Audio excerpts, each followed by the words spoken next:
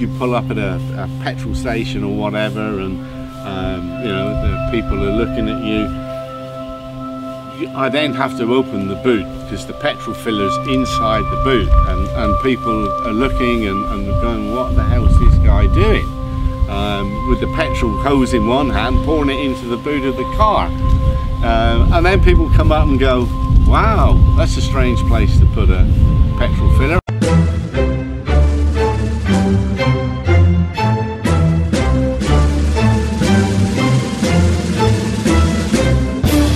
Hey, my name's Kevin Draper. This is my Austin Healey 1954 100, otherwise known as a BN1.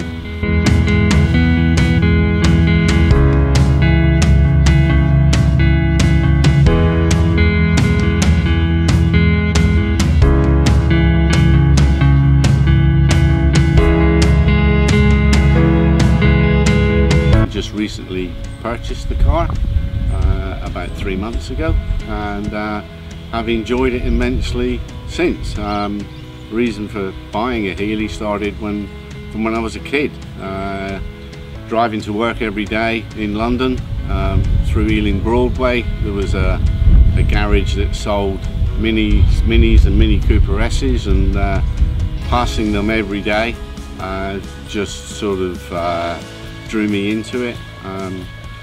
I was fortunate enough to buy a 997 Cooper, British Racing Green with a white roof, which I thoroughly enjoyed. It was completely original, but unfortunately, passing the same garage every day, I spotted a Mini Cooper S that had been messed around with, but it looked really good.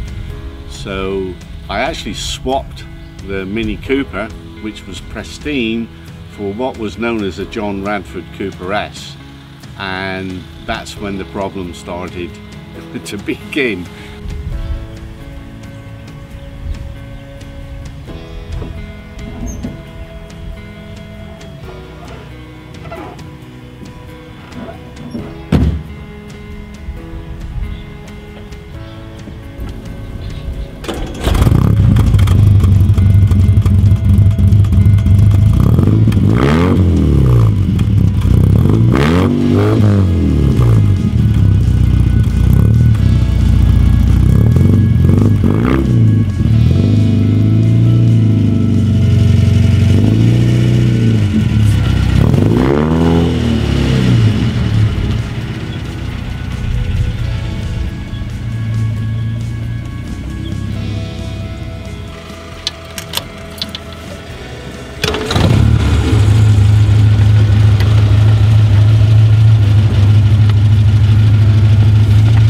I wasn't mechanically minded at the time, so my view of Cooper S's declined somewhat, because I had tremendous amount of problems with this car. Eventually sold it to an enthusiast, and 2 years later saw the car on the road and it was pristine. Somebody done an extremely good job of it, but it wasn't me.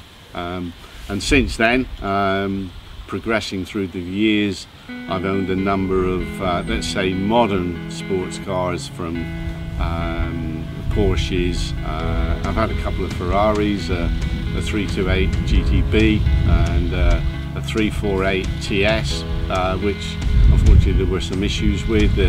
One bank of cylinders used to cut out, and for an unknown reason, stop the car, start it again, and off you would go.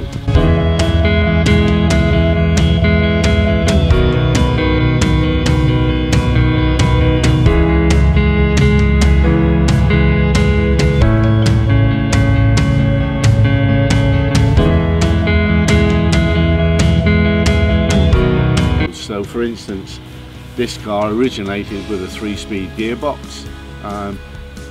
If you look on the websites, it was actually a 4-speed gearbox, but they blocked off one of the gears because the first gear, it wasn't necessary, wasn't needed, so it's a 3-speed box. This car, the previous owners put in a BN2 4-speed box. It's had an alloy head put on it, and that was changed some years ago, and it came with some extensive history.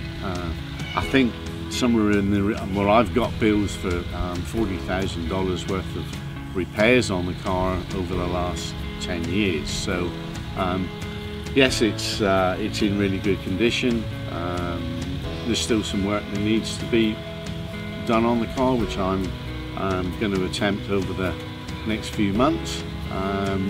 But on the whole, you know, the car's a pleasure to drive, except for it does get rather hot inside.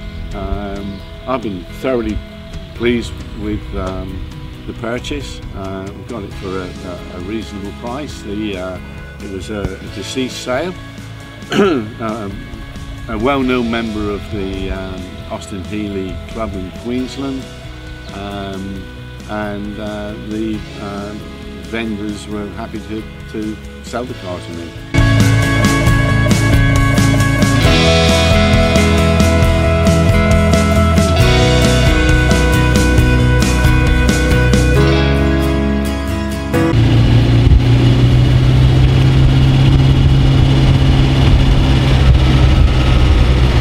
I've had no issues with it since, fortunately. I use it quite often. It's not a daily driver, but maybe 3 or 4 times a week. And it sort of, it's made me appreciate the raw technology of 1954 and how things have changed. Things like, I was looking to fix something on the car, thinking it was an electrical problem, and it's got to be a fuse. So I'm hunting through the car, I find 2 fuses. I'm thinking, well, there's got to be more.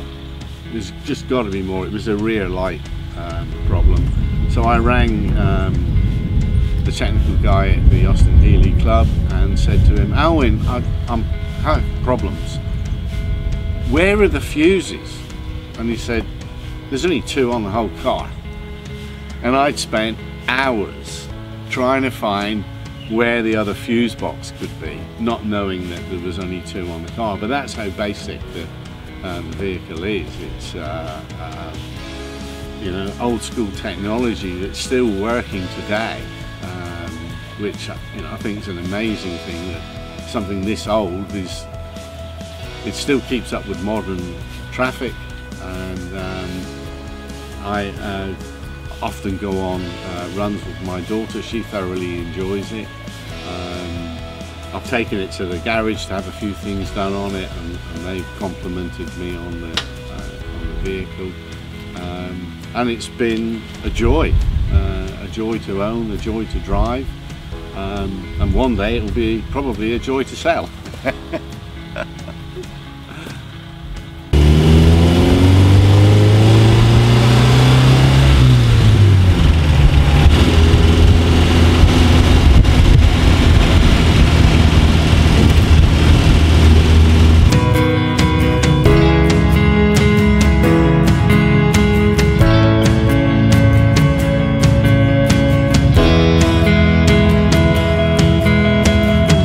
One of the questions a lot of people ask me is, do I get comments on the car? And yes, I do. And surprisingly, the comments that I get most often are from young kids, boys 5, 6, 7, 8 years old. As I drive past or they walk past the car, you know, they will often say, "Hey Dad, look at that old car, isn't it cool?"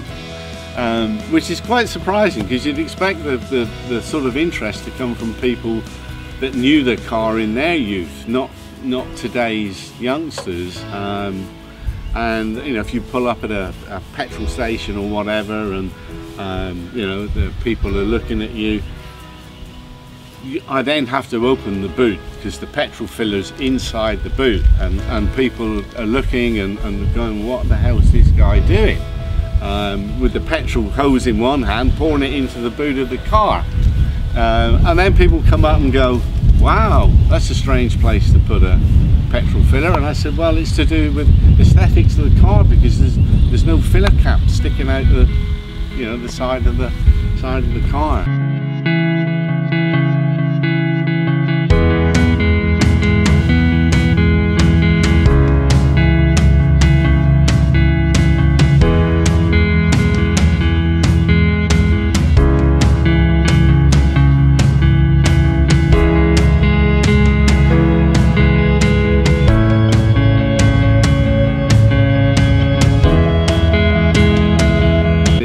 It's quite pleasant when you stop somewhere where people come up and you know, they'll say, oh, my dad used to have one of these, or you know, it's always a dream car, or I had a poster on my bedroom wall, and so forth. And I must admit, when I was a kid, I had a poster of an Austin Healey 3000, not the 100, but I think over the years the 3000s became very, very popular.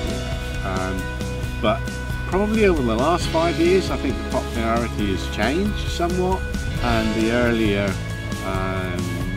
two-seat Sportsters, the 100s, have become probably more popular, more sought after, and that's certainly the case when you go to shows. I went to one recently, and it was the All British Car Day, and there were 30 odd Healeys there. It was amazing to see, and probably 5 or 6 100s, the rest were 3000s, and a lot of the public that were looking seemed to spend more time looking at the 100s.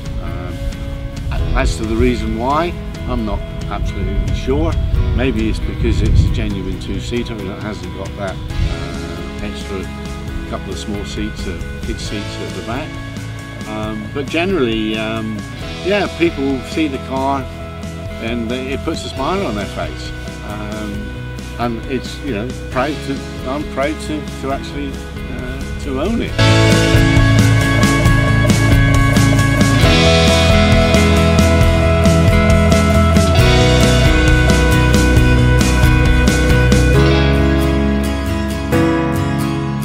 There's a few concerns when you go to a supermarket and park it in the parking bays. I always look for one that's way away from any other spot, and then what happens is people see it, so they pull up beside it, so that exercise is pointless.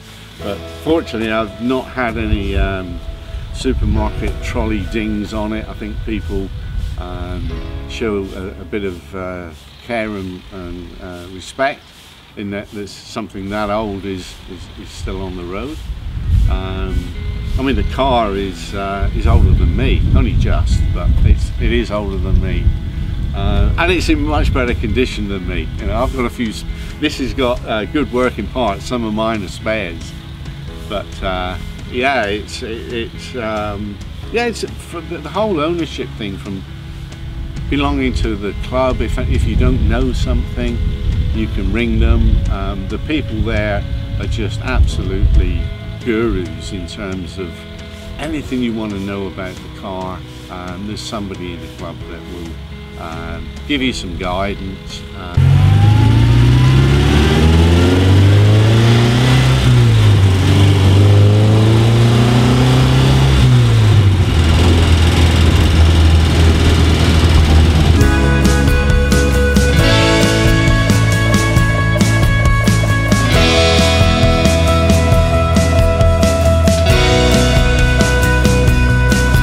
The only thing that I've not been able to figure out is that there's a rattle on the car, and it's not a mechanical rattle, and I know the area that it's coming from. I've had people sat in the car with me. I've probably spent 6 hours under the bonnet, underneath the car. I've had it up on hoist. I've checked everything. Everybody's made comments on where I should look, and to date I haven't found it.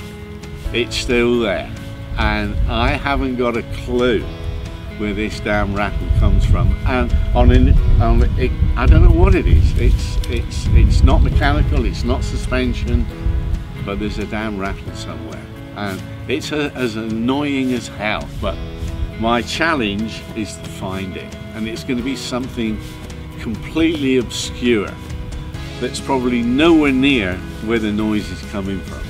But yeah, that's gonna, I think probably every few days I have another go. I think of something else and go, I'll check that. But today I've been a complete failure.